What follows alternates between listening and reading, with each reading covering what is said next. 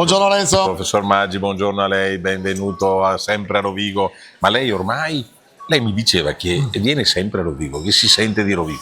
Dobbiamo fare uno sprizzetto con il sindaco di Rovigo. Quando vuoi. In modo che lei prende il sindaco e avanza la sua candidatura. Posso diventare cittadino onorario mi può dare le chiavi, mi può dare le chiavi di Rovigo. Cittadino di Rovigo e ormai lei è dei nostri.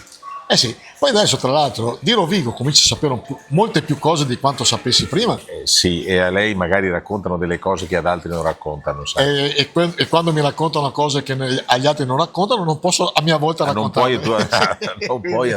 Lei non può a sua volta raccontarle perché... purtroppo, perché quando ti dicono in dialetto non sta a dirlo a nessuno, non dirlo a nessuno, quindi l'hanno detto a tutti, però se per caso sei quello che poi è colpa tua.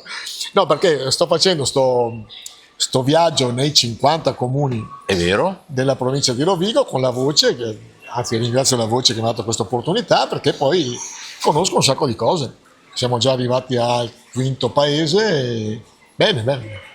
Il professor Maggi diventerà una sorta di introspettore della nostra provincia, perché va nei paesi, da quelli grandi a quelli piccoli, a fare dei servizi che vedete, comprate la voce, così leggendo la voce trovate. Sperando che la voce ci dia i royalty, visto che visto che la stiamo promuovendo. Sperando che la voce sia di buon cuore. Sia di buon cuore e guardi, aumenti la fruizione dello sprizzetto. Quindi sa cosa dobbiamo fare? Sì.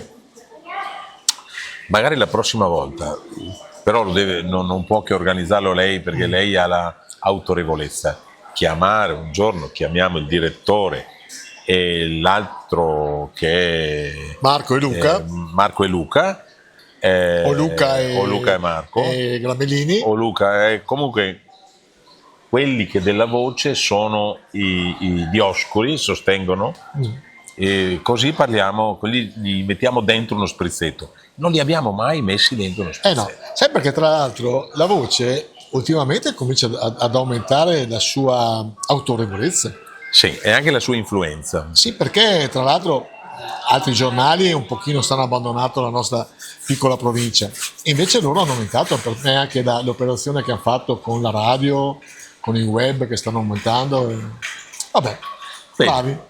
Bene, allora i prossimi protagonisti dello sprizzetto, i due vocianti che sono della voce, i due vocianti. No, ritornando al discorso del format, abbiamo fatto Occhio Bello, quindi una città abbastanza grande, Porto Tolle abbastanza grande,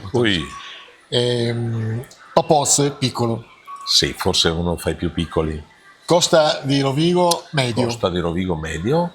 E poi cosa abbiamo fatto? E San Martino di Venezia, medio piccolo. E sei proprio nel centro. A proposito di questi, ne hai citato uno che avrà un futuro, ricordatevi quello che vi sto dicendo per nei prossimi 6 mesi, un anno e mezzo, il comune di Costa, che ha un'area industriale dedicata con imprenditori che hanno già opzionato, avrà un futuro molto, lo dico 4 volte, rilevante.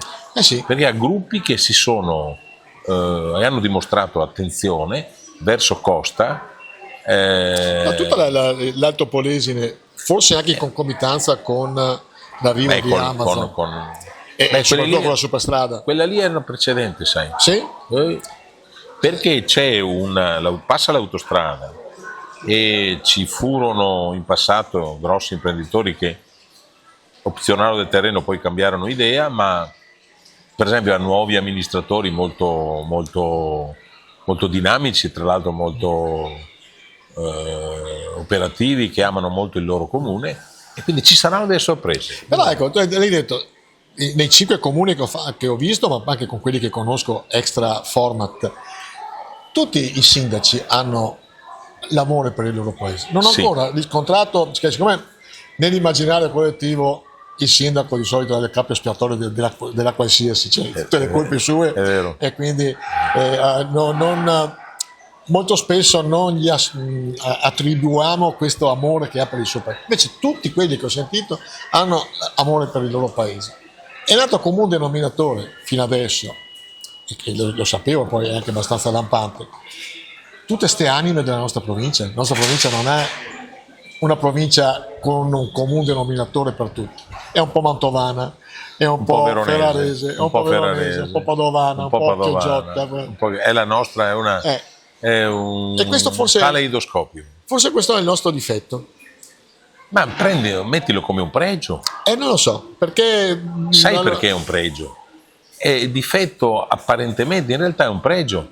Però torniamo poi ai sindaci. Lo sai che quasi, anzi, lo sa professor Maggi, perché bisogna sempre mantenere il distacco con il master col docente. dello sprizzetto. Tutti i nostri sindaci, soprattutto quelli che fanno i sindaci dei comuni più piccoli, sono degli eroi, perché sono portati a un volontariato eccezionale. Quasi tutti, per non dire tutti, nel fare i sindaci mettono una tu in più importante. Sì, che poi tra l'altro sotto i 5.000 abitanti e la maggior parte dei nostri comuni il sindaco prende quasi niente. Prende poco, ma lei pensi, ma lei pensi a una cosa: comuni sotto i 2.000, i 1.500 abitanti e i comuni sotto i 1.000. Che ne abbiamo alcuni. Quando andrà a fare il suo giro e incontrerà i comuni dell'Alto Polese di Calto, 650 abitanti, Salara, 1.000 abitanti, Baruchella ne ha poco, Ceneselli, 1.000 abitanti, Salara, cioè stiamo parlando di comuni che però tengono aperto, hanno una grande passione, hanno Frassinelle, che ha un giovane sindaco brillantissimo. Frassinelle è un giovane sindaco di 25 anni. È quello, l'assistente, diciamo, di Corazzari? Bravissimo, assistente. Pensavo fosse Ceneselli, invece Ceneselli c'era l'ex presidente della provincia. A Ceneselli c'era l'ex presidente della provincia. Cioè tutta gente che ha una passione inveterata per la prossima e ci mette passione, soldi, tempo, idee, va in giro per la provincia, per la regione a trovare, cercare opportunità. È un vero peccato. Dopo, un altro problema che si riscontra, che hai citato che ci sono paesi che hanno 500, 600, 1000 abitanti, che non si riesce a fare le famose agglomerate di comuni. Addirittura quello di Papozze, e secondo me ha ragione, bisognerebbe fare un maxi comune di tutto il delta, visto che Papozze è la porta del delta. I 7 comuni che ne fanno parte diventerebbero una città importante con 70.000 abitanti. La dimensione di 70.000 abitanti sarebbe eccezionale. È che la nostra è una provincia che ha bocciato tutte le fusioni. Escluso Portoviro. Escluso Portoviro, che però non era neanche una fusione, perché negli anni 30 era già Portoviro, quindi è un vero peccato, Quindi auspicare nell'Alto Polesine, poi, visto che adesso sta crescendo bene, mi verrebbe da fare comune sarebbe cosa buona e giusta. Magari mi verrebbe da fare una battuta, però che però non faccio. Altrimenti la fa dopo comunque. Me la fa dopo. Non posso farlo, perché la battuta è rivolta più facile che in testa, e ora ci siamo capiti. Ci siamo capiti, è lì. Quindi auspicando che la nostra provincia diventi sempre più forte, auspicando che cominci anche a capire che avere questi piccoli comuni non è conveniente, e che si inverta la demografia, nel senso che stiamo continuando a perdere cittadini. Questa probabilmente sarà sopperita. Faccio un altro appunto, che dappertutto sono molto anziani. L'unico che in controtendenza è Occhiobello, perché la parte di Santa Maria Maddalena perché è un comune che ha una capacità di attrazione anche per la... che costano meno le case, costano meno le abitazioni, c'è una qualità della vita notevole, allora c'è vicino Ferrara, fa da polo nei confronti di Ferrara.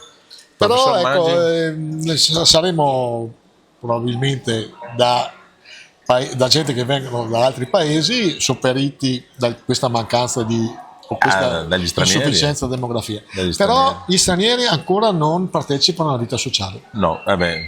E quindi quello è questo... Comunque, c'è un mio amico, non so se lo conosciate, c'è un mio amico che dice sempre: chi vivrà vedrà. Penso sia il professor Maggi. Alla vostra... Professor Maggi.